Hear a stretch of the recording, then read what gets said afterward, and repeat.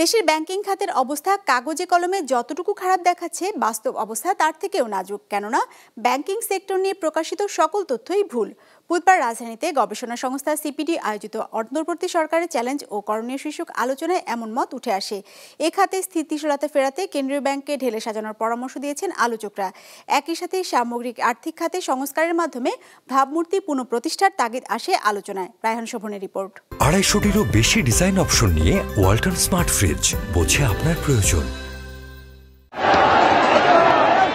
বর্তমানে দেশ কোন পথে আছে, সে পথে বাধা কি আর কিভাবেই বা এই বাধা বিপত্তি এড়িয়ে সামনে এগোনো যায়, তার জন্য করণীয় কি, এসব বিষয় নিয়েই সিপিডির এই আলোচনা। উঠে আসে স্বল্পমেয়াদী, মধ্যমেয়াদী ও দীর্ঘমেয়াদী সমস্যার কথা, যেখানে অর্থনীতির চাকা সচল রাখার জন্য আইন শৃঙ্খলা পরিস্থিতিকে স্বল্পমেয়াদে সবচেয়ে বেশি গুরুত্ব দেবার তাগিদ দেন আলোচকরা। একই সাথে জ্বালানি নিরাপত্তা নিশ্চিতে সরকারকে বিকল্প জ্বালানির উৎস নিয়ে ভাবার পরামর্শ দেন তারা। অবশ্যই প্রথম কাজটা হবে যে আইন শৃঙ্খলা পরিস্থিতিকে নিয়ন্ত্রণে আনা এবং নাগরিকদের জীবন এবং সম্পদের নিরাপত্তা নিশ্চিত করা। Indian government has actually change the rule, যেখানে Adani can actually supply power to Indian domestic market. যারা 100% বাংলাদেশে থাকার কথা ছিল। This is a clear indication we should be very concerned about, because our Bangladesh, unfortunately, we have made a situation যেখানে 20 to 25% of our power supply comes from India. If there is any kind of initiative, whatever the reason may be, we will be under tremendous pressure. Our economy will be under tremendous pressure. So government needs to urgently work on the energy security issue.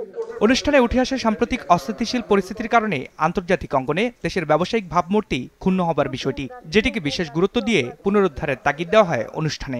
তো গত এক মাসে জুলাই বিপ্লবের সময় বাংলাদেশের যে মুখ, বাংলাদেশের যে পরিচিতি, সেটা কিন্তু বহির্বিশ্বে যথেষ্ট নষ্ট হয়েছে।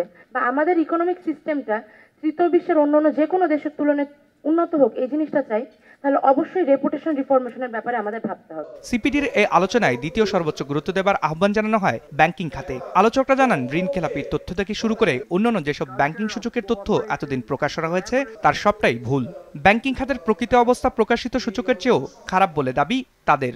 সেক্টর সিচুয়েশনটা যতটা খারাপ আপনারা ভাবছেন সকলে মিলে, তার চেয়ে অনেক বেশি খারাপ। অত্যন্ত ফ্র্যাজাইল, অত্যন্ত নাজুক। এটাকে যে কি করে গেছে গত 14-15 বছরে, এটা বললাম তো বলতে বোঝাতে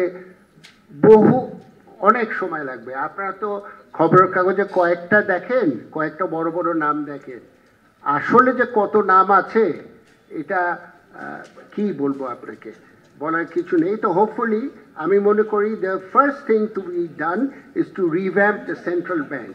পরামর্শ আছে অর্থনৈতিক খাতে বিভিন্ন সংস্কার কার্যক্রম চলমান রাখার, আর সেসব সংস্কারকে চিরস্থায়ী রূপ দেওয়ার বিষয়টি নিশ্চিত করার। আমাদের ব্যাংকিং সেক্টর, আমরা ভালো একজন সৎ এবং নির্ভীক একজন অর্থনীতিবিদকে সেখানে দায়িত্ব দেওয়া হয়েছে, ডক্টর হাসান মনসুর। আমরা আশা করব যে এইভাবে কিছুটা হলেও এই ইন্টারিম যে চ্যালেঞ্জগুলো আছে, এই চ্যালেঞ্জগুলোকে মোকাবেলা করে আমরা সামনের দিকে এগিয়ে যাব। এই ধরনের সংস্কারগুলি হয়তো এখন হবে, চিন্তা করতে হবে এইটাকে কিভাবে আমরা একটা পার্মানেন্ট একটা রূপ দিতে পারি। আর্থিক সংস্কারের পাশাপাশি দেশের বেকারত্ব দূর করতে নতুন কর্মসংস্থান তৈরির তাগিদও উঠে আসে আলোচনায়। সেটা কেবলমাত্র আর্থিক খাত না, বিভিন্ন খাতে। রায়হান শোভন, বিজনেস রিপোর্ট, মাছরাঙা টেলিভিশন।